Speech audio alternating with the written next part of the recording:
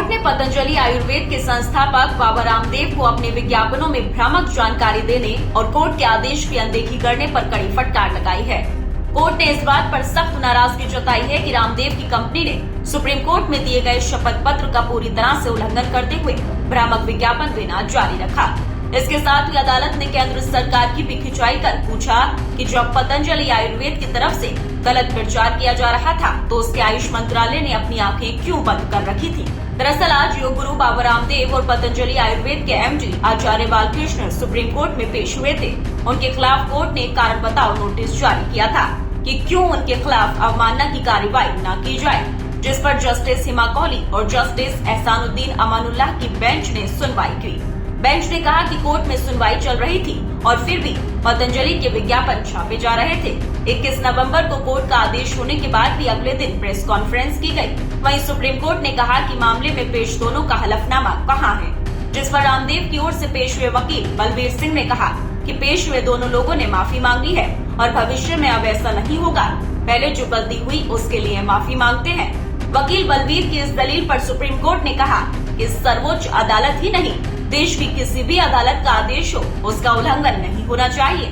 Court ने पतंजलि की माफी को कबूल नहीं करते हुए कहा कि आपने क्या किया है इसका अंदाजा आपको नहीं है, हम अवमानना की कार्रवाई करेंगे। वहीं सुप्रीम कोर्ट ने रामदेव और बालकृष्ण को इस मामले में 1 हफ्ते में अपना हलफनामा दाखिल करने का आखिरी मौका दिया है।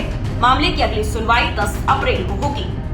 वहीं कोर्ट ने केंद्र सरकार से भी जवाब मांगा है। कोर्ट ने कहा कि कोविड का समय सबसे ज्यादा कठिन था, इस समय इलाज का दावा किया गया, उसको लेकर सरकार ने क्या किया।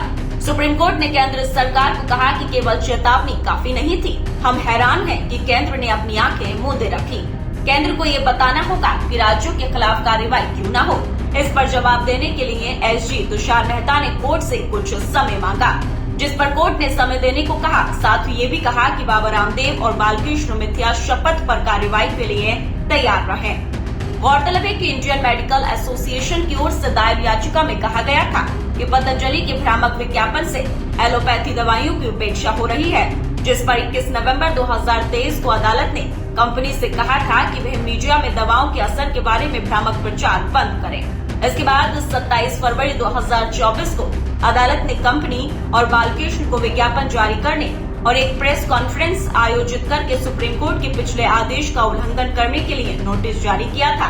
इसके बाद 19 मार्च को भी सुप्रीम कोर्ट ने नाराजगी जाहिर करते हुए कहा था कि उसके 27 फरवरी के नोटिस का कोई जवाब दाखिल नहीं किया गया। इसी के बाद कोर्ट ने अब कारण बताओ नोटिस जारी करने का फैसला किया था, जिस पर आज कोर्ट में सुनवाई हुई। बहरहाल अब इस मामले की अगली सुनवाई 10 अप्रैल को होगी। फिलहाल इस खबर में इतना ही। बाकी अपडेट्स के लिए बने रहिए न्यूज टाइम के साथ।